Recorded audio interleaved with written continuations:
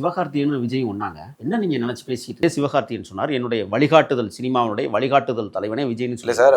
ஒரு நடிகர் ஒரு இருங்க தமிழ்நாட்டில் அனைத்து மக்களால ரசிக்கக்கூடிய அனைத்து மக்களால ஏற்றுக்கக்கூடிய ஒரு தலைவர் நல்ல கண்ணு. ராஜீவ்காந்தி மருத்துவமனை தாங்காதுங்க விஜய் போனா.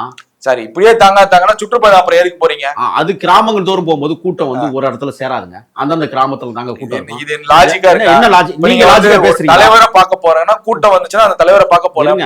கூட்டம் வருதுன்னா அப்புறம் எல்லா இடத்துலயும் நீங்க எப்படி போவீங்க? அங்க பிரச்சனை. இப்ப அந்த சிக்கல்ல தான் மழை பெஞ்சிச்சுன்னா போக மாட்டீங்க, கூட்டம் வரும். இல்லங்க தூய்மை பணியாளர்கள் போறான்னா அங்க கூட்டம் வரும். அவங்க கூட்டம் வீட்டுல உட்காந்து பேசுவீங்க. தூய்மை பணியாளர்களுக்கு நான் வர்றேன்னு சொன்னாரு, நீங்க வர வேண்டாம் நாங்களே வந்துறோம். இங்க கூட்டம் அது எப்படி ஏங்க உளவு அதே தூய்மை பணியாளர்கள் ஸ்டாலின் வந்தாரா உதயநிதி வந்தாரான்னு கேள்வி கேக்குறாங்க. ஆமா வந்தாங்களா? நான் தான் கேள்வி கேட்கிறேன்.